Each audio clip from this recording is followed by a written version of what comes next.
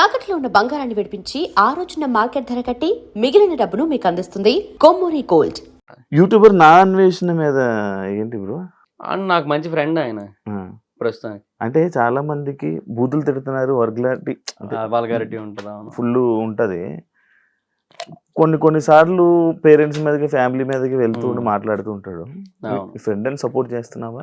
లేదు, సపోర్ట్ ఏం లేదు. నేను దాన్ని ఏమంటారు, అది కరెక్ట్ కాదని చెప్తాను. But end of the day audience encouragement ఉంది దానికి. ఆయన ఐస్లాండ్ వెళ్ళి అక్కడ వాటర్ ఫాల్స్ కొన్ని చూపించాడు. ఆయన వరల్డ్స్ బెస్ట్ వాటర్ ఫాల్ అనిపించింది నాకు. అక్కడ ఆయన క్యాంపింగ్ వేసుకొని వ్యాన్ తో అది డ్రోన్ షాట్లు చూపించాడు. అసలు ఎంత ఖర్చు అయినా పర్లేదు, జీవితంలో ఏదో ఒక టైంలో అక్కడికి వెళ్ళాలనే ఫీలింగ్ వచ్చింది నాకు. అంత బాగుంటది అది. దానికి 4 లక్షల వ్యూస్ వచ్చినాయి. ఆయన ఒక యూట్యూబర్ నో, ఒక ఇన్ఫ్లుయెన్సర్ నో తిడుతూ వీడియోలు చేస్తే 20-30 లక్షల వ్యూస్ వస్తాయి. ఇక్కడ ఎవరి తప్పు? చూడకూడదు అట్లాంటివి. నేను అదే అంటున్నా. ఇప్పుడు ఇట్లాంటి వాటిని ఎంకరేజ్ చేస్తున్నారు. 18+ డైలాగుల్ని, 18+ కంటెంట్ ని, వాటిని ఎంకరేజ్ చేస్తున్నారు. అంటే బూతులు మాట్లాడుతున్నా కూడా త్యాగరాజ కీర్తనలు లేదంటే శ్రీశ్రీ మహాప్రస్థానం అన్నట్టు వింటున్నారు వాటన్నిటిని కూడా. మరి ఇంకా అయ్యే చెప్తారు వాళ్ళు. శ్రీశ్రీ మహాప్రస్థానం ఎందుకు చెప్తారు? ఇయ్యే ఎక్కువ వింటున్నప్పుడు అంతే ఉంటది. ఓన్లీ బిగ్ బాస్ రివ్యూస్ మీద ఎంత సంపాదిస్తాం? అంటే పెర్ సీజన్ ఒకవేళ బాగా ఎక్కువ వీడియోలు చేస్తే మంత్ కి ఒక 2 lakhs అబౌవ్ వస్తుంది. 2 lakhs అంటే నాకు ఇంకా అంత రీచ్ లేదు కదా. నేను ఎక్కువ వెళ్తుంది కదా బానే. అంటే ఒక 3 lakhs వరకు కూడా వచ్చు. 2 lakhs to 3 lakhs మధ్యలో ఉంటది. 3 వరకు టచ్ అవ్వచ్చు. ఒక సీజన్ మొత్తానికి 15 వరకు వెళ్ళొచ్చేమో ఒకవేళ బాగా క్లిక్ అయితే. అక్టోబర్ నవంబర్ మంత్ లో మనకి ఆర్పిఎం ఎక్కువ ఉంటది కదా, అప్పుడు మేబీ క్లిక్ అయితే ఎక్కువ రావచ్చు. 3 నెలలకు 15 లక్షలు, 4 నెలల కంటే 3 నెలలు 15 రోజులు కలిపి అట్లా ఏమైనా రావచ్చు. బట్ నేనేమంటే నాకు already Mahidhar vibes, trending topics, facts and mysteries, ఇప్పుడు బిజినెస్ పెట్టా కొత్తగా, ఇవన్నీ ఉండడం వల్ల అన్ని చేయలేను, తక్కువే వస్తుంది. ఇప్పుడు తగ్గించాను. కంటెంట్ డౌన్ కూడా అయింది ఈ మధ్య. కంటెంట్ కూడా ఎక్కువ పెట్టలేకపోతున్నా. అది హైదరాబాద్ వచ్చా, ఇప్పుడు ఇక్కడ కుదరట్లేదు చేద్దామంటే. ఎంత బిజినెస్ పెట్టడానికి? అరౌండ్ ఒక అంటే 60 దాకా అయింది. 60 lakhs. పెళ్లి అయింది కదా రీసెంట్. కట్నమా? అదేట్లేదు. ఏంటి పెళ్లి? లవ్ మ్యారేజా? ఎప్పటి నుంచి లవ్? అంటే 2024 జనవరి 1st నుంచి. ఎక్కడ, ఎలాగా అంటే చెప్తావు ఒకసారి? అంటే తను ఆంధ్ర యూనివర్సిటీలో ఎంఎస్సీ చేస్తుంటారు. వైజాగే అంటే తన రాజమండ్రి, ఎంఎస్సీ కోసం ఆంధ్ర యూనివర్సిటీ. సో అట్లా నా సబ్స్క్రైబర్ కొంచెం అలా ఇన్స్టాలో మెసేజ్ చేసి, అయ్యో నా ఎన్ని సబ్స్క్రైబర్లు మెసేజ్ చేశారో చూడు, రిప్లై ఇవ్వలేం బ్రో, భయం. మళ్ళీ నువ్వే రివ్యూ ఇస్తావు, శివరాజు రిప్లై ఇచ్చాడు అని చెప్పి. ఎందుకు బ్రో? నాకు సరిపోయింది. లేదు, పెళ్లి చేసుకుంటే ఎవరేమనరు కదా, అది కూడా కరెక్ట్. సారీ చెప్పు, అది కూడా కరెక్ట్.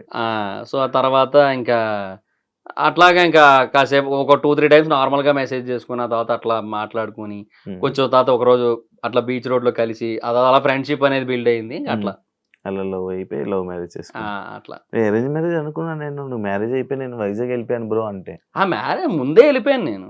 2023 ఫెబ్లోనే వెళ్ళిపోయాను. ఫెబ్లో వెళ్ళిపోయావు. హైదరాబాద్ లో మంచి ఆపర్చునిటీస్ ఉంటాయి కదా నీకు, ఎందుకు వైజాగ్? అంటే వెళ్ళిపోయాను ఇంకెందుకంటే నాకు బేసిక్ గా కొంచెం అది ఎలా అంటే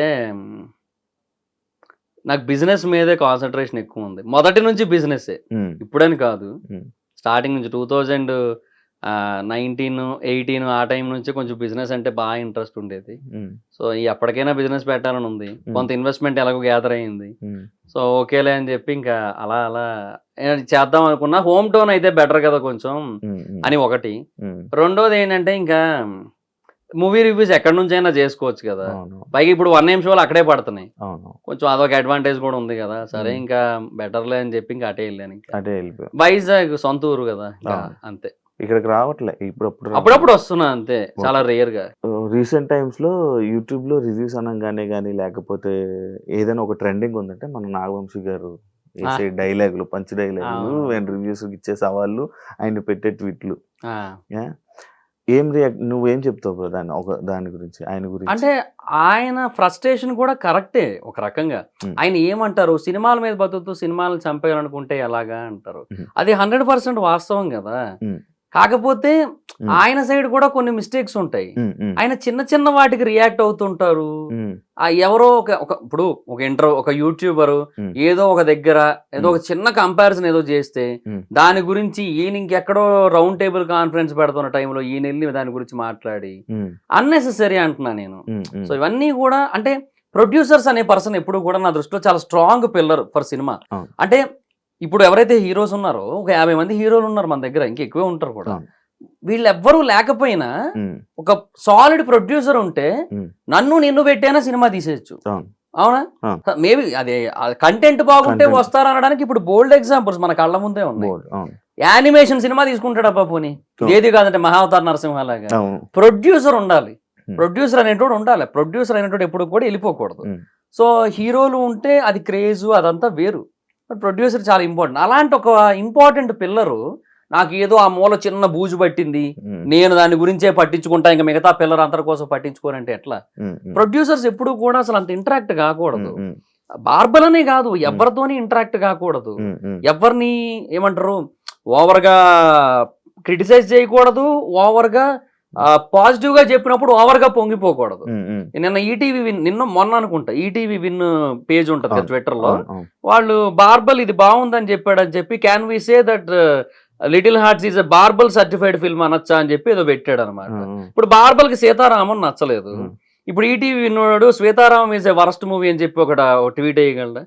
వేయలేడు. ఇప్పుడు బార్బల్ కి సలార్ సినిమాలో ఉన్నవన్నీ ఇల్లాజికల్ సీన్లు అనిపిస్తాయి. ఇప్పుడు ఈటీవీ విన్నోడు వచ్చి Salaar is the most illogical film in the decade of the Telugu film industry అని ఒక ట్వీట్ వేయగలడా? కాటేరమ్మ కొడుకులు రారా అక్కడికి ఈటీవీ విన్ ఆఫీస్ కి? అట్లా ఉంటది కదా.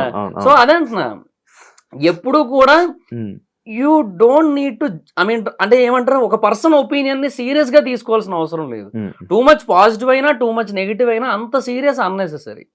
పెద్దోళ్ళు చిన్న విషయాలు పట్టించుకోకూడదు అది నేనేదనమాట. సో ప్రేక్షకులు రివ్యూవర్స్ వీళ్ళ మధ్య రిలేషనే ఉండాలి తప్ప reviewers and producers, reviewers and caste అంటే ఆర్టిస్టులు వీళ్ళ మధ్య ఎక్కువ ఉండకపోతేనే బెటర్ నన్ను అడిగితే. ఉంటే స్పాయిలే అవుతుంది తప్ప ఏమి అడ్వాంటేజ్ ఏమి ఉండదు. ఆయన అదే లైక్ ఆయన రివ్యూస్ కి దానికి వీటికి డబ్బులు ఇస్తే అవే వస్తాయి, డబ్బులు ఇస్తే వాళ్ళే వేస్తారు, డబ్బులు వస్తే లైక్స్ వస్తాయి అంటారు కదా. మరి అది అది వాళ్ళ సైడ్ నుంచి ఉంటదేమో కొంత, ఎందుకంటే బుక్ మై షోలో వాటి కోసం చెప్పారు, లైక్స్ కోసం వాటి కోసం, తర్వాత యూట్యూబ్ ట్రైలర్ వ్యూస్ వాటి కోసం చెప్పారు. అది ఇండస్ట్రీలో ఎలాగో ఉంది, అది ఉండనే ఉంది. అదేంటంటే వాళ్ళు దాన్ని చూపించుకొని మార్కెట్ని కొంచెం పెంచుకోవడానికి ఒక లెక్క, రెండోది దానివల్ల ఇంకొంతమంది కొత్త ఆడియన్స్కి ఏమైనా వెళ్తాదేమో అని ఇంకొక ఆశ. ఇట్లా 2-3 ఆస్పెక్ట్స్ ఉంటాయి, వాళ్ళకి చేస్తారు. అది వాళ్ళ తప్పేమీ లేదు అందులో. సినిమా అనేది ఎంతవరకు వీలైతే అంతవరకు పీపుల్లోకి వెళ్ళి జనాలు థియేటర్లకు రావాలని వాళ్ళు కోరుకుంటారు. సో అందులో నేను తప్పేమీ లేదంటాను. ఏమంటే సినిమాని సినిమాలా చూస్తే బెటర్, ఓవర్ లాజిక్లు ఎతకెద్దు.